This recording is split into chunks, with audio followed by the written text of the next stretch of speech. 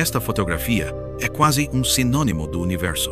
Os pilares da criação erguem-se na nebulosa da Águia, a 5,7 anos-luz da Terra, como um monumento que o universo erigiu para nós. Mas o que eles representam é um equívoco fundamental. O que vemos não é a eternidade, mas sim uma estrutura efêmera a ser violentamente desintegrada. Chamamos-los de pilares da criação, mas a sua formação e manutenção são, em si, um violento equilíbrio entre destruição e resistência. Hoje, vamos desmontar esta maravilha cósmica, desde o seu mecanismo de nascimento até as descobertas revolucionárias do telescópio Webb, para compreender como a formação de estrelas é, na verdade, um processo impulsionado pela violência cósmica. Primeiro, voltemos à questão mais básica. O que são estes pilares? São colunas gigantes de hidrogênio molecular frio e poeira interestelar, de uma escala imensamente grande. O pilar mais alto tem mais de 5 anos-luz de altura. Isto significa que um feixe de luz demoraria 5 anos a viajar da sua base até ao topo. No entanto, uma estrutura tão magnífica não foi formada pela sua própria gravidade. Pelo contrário, são os resquícios da violenta erosão do ambiente circundante. Para entender tudo isto, temos de introduzir um processo físico central, a fotoevaporação. Perto dos pilares da criação, esconde-se um jovem aglomerado estelar chamado NGC 6611. Neste aglomerado, habita um grupo dos corpos celestes mais violentos do universo, estrelas massivas do tipo O e do tipo B. Como holofotes de nível cósmico, elas emitem uma radiação ultravioleta extremamente intensa e ventos estelares de alta velocidade em todas as direções. Este fluxo de energia está a soprar e a evaporar os gases de menor densidade da nebulosa da Águia com uma força sem precedentes. E os pilares da criação são precisamente as áreas de maior densidade nesta nebulosa. Graças à sua densidade, resistem temporariamente à erosão da radiação, projetando enormes sombras de radiação atrás de si. Tal como a água que corre sobre a areia fofa é levada, deixando para trás apenas as rochas duras. Estas estruturas colunares são as rochas teimosas, esculpidas pela tempestade cósmica. Este processo, na astrofísica, é conhecido como instabilidade impulsionada pela radiação. Mas a densidade por si só não é suficiente para explicar como os pilares mantêm uma forma tão esguia. Se houvesse apenas a pressão da radiação externa e a gravidade interna, já teriam colapsado ou sido soprados para longe. Aqui, temos de introduzir um segundo ator-chave, o campo magnético. Ao analisar a luz polarizada emitida pela poeira, os cientistas descobriram que, dentro dos pilares da criação, existem campos magnéticos ordenados que se estendem ao longo das colunas. É como as barras de aço pré embutidas numa coluna de concreto. A pressão magnética gerada pelo campo magnético fornece um suporte adicional a partir do interior. Por um lado, resiste à compressão da radiação externa, e por outro, contraria a própria gravidade da matéria, abrandando a velocidade do colapso interno dos pilares. É este jogo tripartido entre densidade, radiação e campo magnético que moldou e mantém os pilares da criação que vemos hoje. No topo e nas bordas dos pilares, podemos ver muitas protuberâncias mais pequenas, semelhantes a dedos. Estes são chamados de glóbulos gasosos em evaporação ou EGs. Cada IgG é um aglomerado de gás extremamente denso, o casulo, onde nascem as protoestrelas. São as partes mais resistentes da estrutura dos pilares, fornecendo o último refúgio para o colapso gravitacional que ocorre no seu interior. Então, dentro desses casulos protegidos, como é que as estrelas nascem exatamente? A resposta é, através de um gatilho. A formação de estrelas precisa de satisfazer uma condição básica, conhecida como o critério de Jeans. Quando a autogravidade de uma nuvem de gás excede a pressão gerada pelo movimento térmico das suas moléculas internas, ela começa a colapsar de forma irreversível.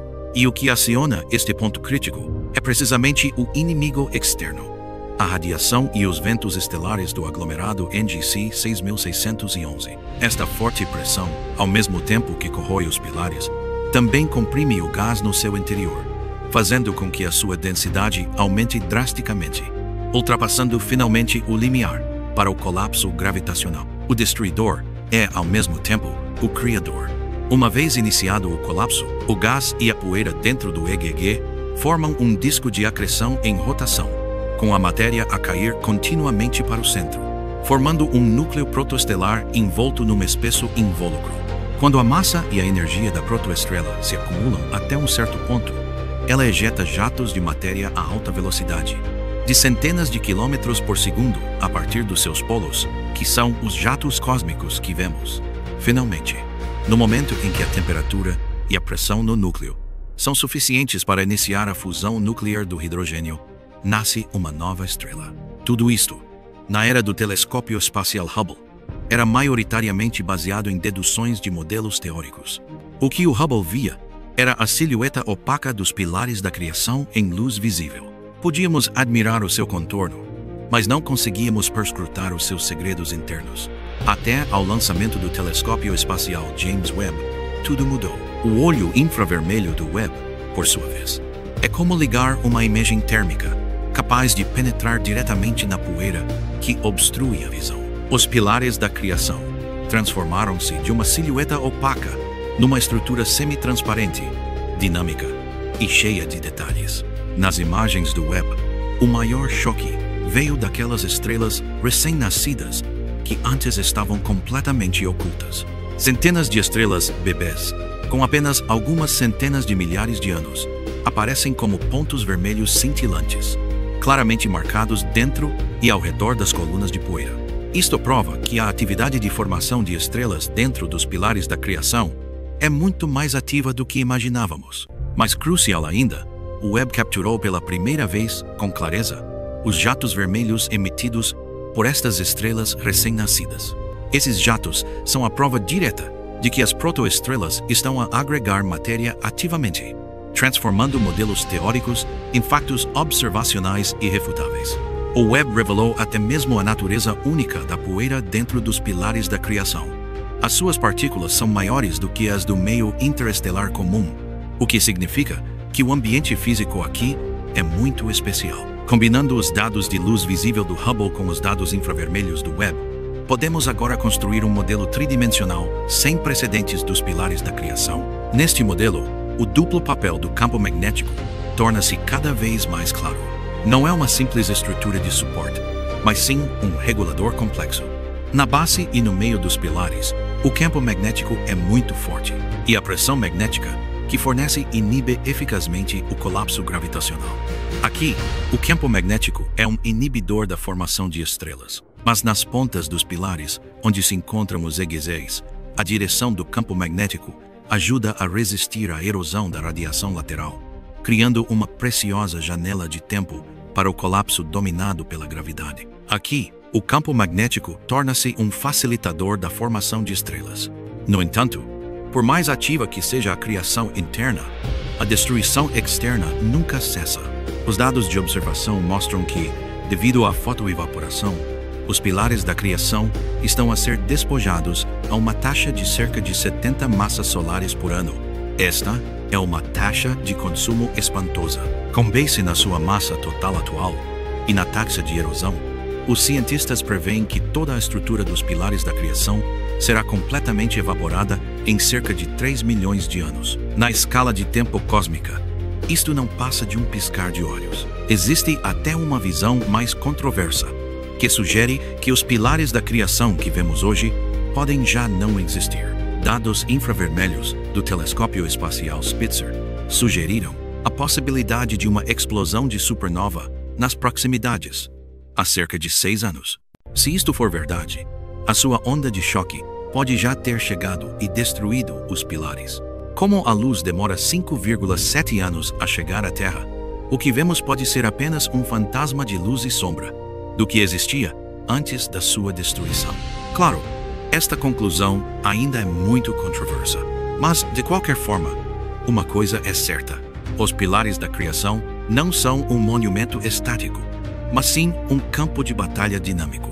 Aqui, a radiação de estrelas massivas externas é tanto o cincel que esculpe a sua forma como o gatilho que inicia o novo nascimento no seu interior. E a gravidade, os campos magnéticos e a dinâmica dos gases representam um complexo jogo de criação e destruição. É um laboratório natural perfeito, que nos permite observar de perto os grandiosos processos físicos do feedback estelar, da regulação magnética e da nossa própria origem.